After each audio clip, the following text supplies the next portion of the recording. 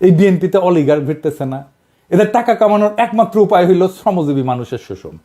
এরা তো শ্রমিকদের বেতন দিবে না, কলকারখানায় উন্নত কাজের পরিবেশ তৈরি করবে না, কারণ এইগুলা করলে তো টাকা কামাবে কেমনে।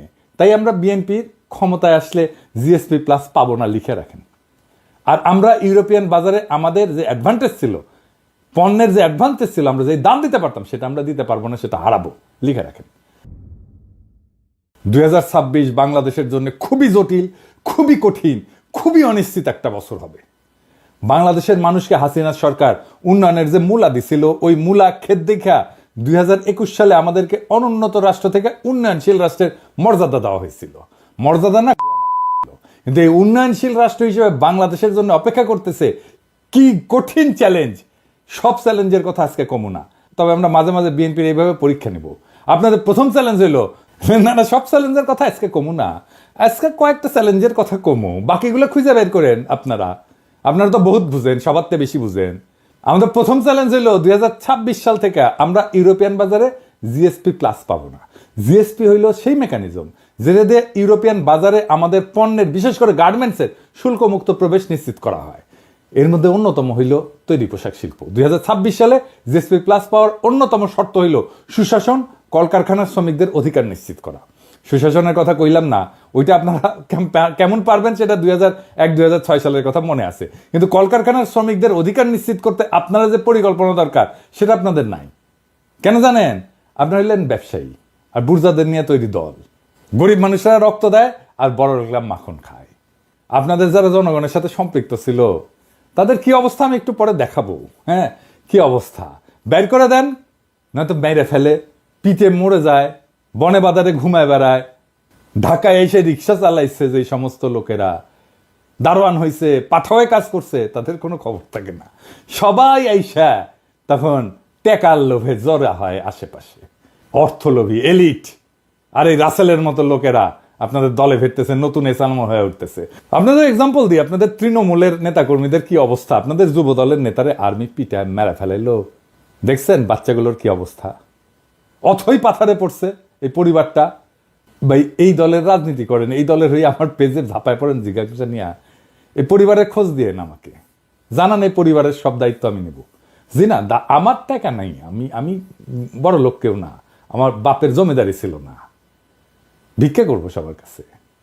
আমার ভিক্ষা দিতে কোনো গ্লানি নাই। একটা লোক সারা জীবন বিএনপির রাজনীতি করে গেল, আর্মির পিটানিতে জীবন গেল, তার পরিবারকে বাঁচানোর জন্য পিনাকি ভিক্ষা করবে, আর পিনাকি শেষ জীবনে অপবাদ নেবে যে ভিক্ষা করার টাম করে কোটি কোটি টাকা আত্মসাৎ করেছে। আমি এগুলো জানি, হ্যাঁ এগুলো জানি, এটাই বাংলাদেশ। হ্যাঁ বুঝছাও। যাই হোক, আমার খোঁজ দিয়েন, এই পরিবারের দেখভাল করার দায়িত্ব যেন আমাকে দেন খোদা তাআলা, এই তৌফিক যেন দেন, ওনার পরিচয়টা দিয়েন, আমার সাথে যোগাযোগ করাই দিন। আর একটা চ্যালেঞ্জ হলো 2026 সাল থেকে আমাদের উপর আন্তর্জাতিক কপিরাইট আইনের প্রয়োগ শুরু হবে। এর মানে কি জানেন? সব কিছুরই কপিরাইট আছে, বুঝছাও, সব কিছুর। ওই কপিরাইটে ফ্রি দিতে হয়। বইয়ের যেমন কপিরাইট থাকে, আমি অবশ্য বইয়ের কপিরাইটের ফি পাই না, আমি কপিরাইট ছেড়ে দিচ্ছি। সেজন্য দেখেছেন না মেলা বই আবার ছাপা হয়ে খালি বিক্রি হয়, কিন্তু এটা পয়সাকালে আমি পাই না। এইরকম কপিরাইট আছে পৃথিবীর সব জিনিসের উপরে, ওষুধের উপরে আছে। এই কপিরাইটের যখন প্রয়োগ শুরু হবে তখন ওষুধের কপিরাইটের ফি আমরা এখন দেই না, সেজন্য আমাদের দেশে ওষুধের দাম কম। এই কপিরাইট আইন প্রয়োগ শুরু হলে প্রথম ভিকটিম হবে আমাদের ওষুধ শিল্প। আজকে গরিব মানুষ যে ওষুধ 10 টাকা দিয়ে কিনে খেতেছে তার দাম হবে 500 টাকা। আমাদের তখন ওষুধ উদ্ভাবনের যে সূত্র, তার জন্য রয়্যালটি দিতে হবে, কপিরাইট ফি দিতে হবে। অলরেডি আসন্ন দাম বাড়ার সাথে মানুষের অভ্যাস তৈরি করে নেওয়ার জন্য আইএমএফ ওষুধের দাম বাড়ানোর জন্য পরামর্শ দিছিল এবং ভ্যাট প্রয়োগ করছিল। আমরা দাবরানি দিছি, সরকার তাৎক্ষণিক সিদ্ধান্তে বাতিল করছে। আমরা ধন্যবাদ জানাই। অবশ্যই এইরকম জনমুখী সিদ্ধান্ত বিএনপি নিতে পারবে না, কারণ তাদের তো ব্যবসায়ী ক্লাবকে টাকা কামানোর ধান্দা করে দিতে হবে। অর্থাৎ বিএনপি ক্ষমতা আসলে 2026 সালে ওষুধ রপ্তানি বাদ দেন, দেশের মানুষকে কম দামে বা এখনকার দামে ওষুধ সরবরাহ করতে পারবেন না আপনারা। দেখেন আব্দুল মুক্তাদির কি বলেন, উনি ইনসেপ্টা কোম্পানির মালিক, আমার কালে বস ছিলেন ক্ষুদ্রকালে। 26-এর পরে আমাদের দেশে আর প্যাটেন্টেড ওষুধ তৈরি করতে পারবো না। সেগুলির জন্য আমাদেরকে রয়্যালটি দিতে হবে এবং অনেক ওষুধের দামই এমন হতে পারে, যেমন একটা এক্সাম্পল দেই আপনাদেরকে। আপনারা যদি হেপাটাইটিস সি এর আমরা যে ওষুধটা বাংলাদেশে তৈরি করি সেটার দাম হলো মাত্র $6, আর সেটা বাইরে বিক্রি হয় $1000 একটি ট্যাবলেট। তাহলে আমরা যেটা $6 বাংলাদেশে দিচ্ছি ওটা $1,000 তো মানুষ খেতে পারবে না, এবং একটা ট্রিটমেন্ট হলো 87টা ট্যাবলেট খেতে হয় একবারে। তো বাংলাদেশের কোন লোক হেপাটাইটিস সি হলে পারে $87,000 দিয়ে এটা খেতে পারবে? দেখেছেন কি ধাইয়া আসতেছে। এরপরের চ্যালেঞ্জ হলো বিদেশিরা আমাদের যে সহজ শর্তে ঋণ দেয় সেটা বন্ধ হয়ে যাবে। আমাদের তখন উন্নয়ন বাজেটের ঘাটতি মোকাবেলা করতে বাণিজ্যিক হারে বৈদেশিক ঋণ নিতে হবে। তাইলে বুঝতে পারতেছেন সুদ দিয়া ঋণ নিতে হবে। ওই টাকাটা আমরা কেমনে পাবো? ওই টাকাটা উপার্জন করবো কত? উপার্জন করে তো সুদ শোধ দিতে হবে। আভ্যন্তরীণ অর্থনৈতিক সক্ষমতা তৈরি করে তারপরে ওই সুদটা শোধ দিতে হবে। এটা কেমনে করবেন আপনারা জানেন? আপনাদের কাউরে তো কোনোদিন এইসব নিয়ে কথা কইতে দেখি না। এসব ফাও মজা করার দিন শেষ। বিএনপির যারা ভাবতেছেন যে ক্ষমতা এসে 16 বছরে ক্ষুধা মিটাবেন, তাদের জন্য এক বালতি সমবেদনা রইল।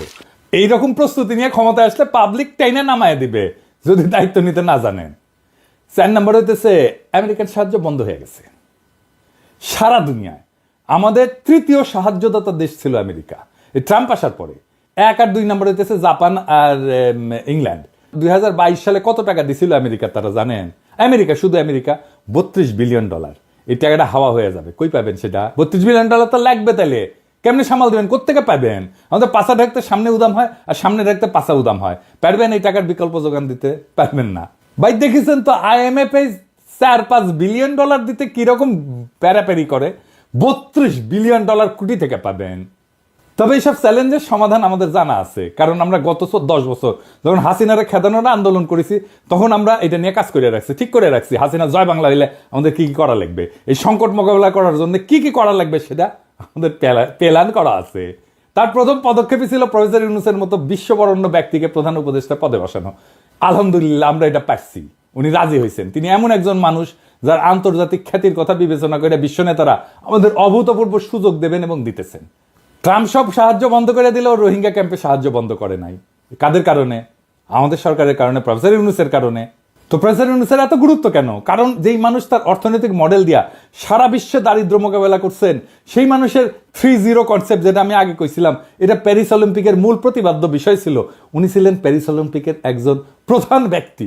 সেই মানুষের চেয়ে উপযুক্ত কোনো পার্সোনালিটি কি আপনাদের মধ্যে আছে যিনি ভারতের আর পশ্চিমের ঠাপ একই সাথে সামলাইতে পারবেন? আপনি তো পারেন নাই 1-11-এ।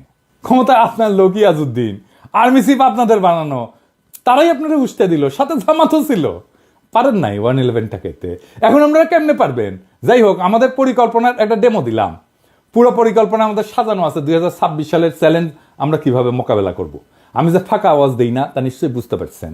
অনেক পরিকল্পনার মধ্যে দিছি, আরো দিব। এমন না যে পরিকল্পনা পরে বাস্তবায়ন করা হবে। পরিকল্পনা কিভাবে করতে হয় সেটা দেখাইছি। সমস্যার 100টা সমাধান আছে। কি ভাবছিলেন যে আপনাদের জন্য আর বলে দিব বাকিগুলা আপনাদের পরীক্ষায় নকল করার মতো সরকার নকল করে চালাবেন? আমাদের সাথে অ্যালাই করেন। আমরা যেভাবে দেখতে চাই আপনাদেরকে সেইভাবে থাকেন, সেই রাস্তায় থাকেন, আমাদের সাহায্য পাবেন, আমাদেরকে পাশে পাবেন। আমাদেরকে তো শত্রু মনে করতেছেন এখন। হ্যাঁ, আমাদের কাছে সব বিষয়ের ওষুধ আছে। আপনারা এই লোকগুলোকে চান কিনা পাশে, সেটা আপনাদের সিদ্ধান্ত।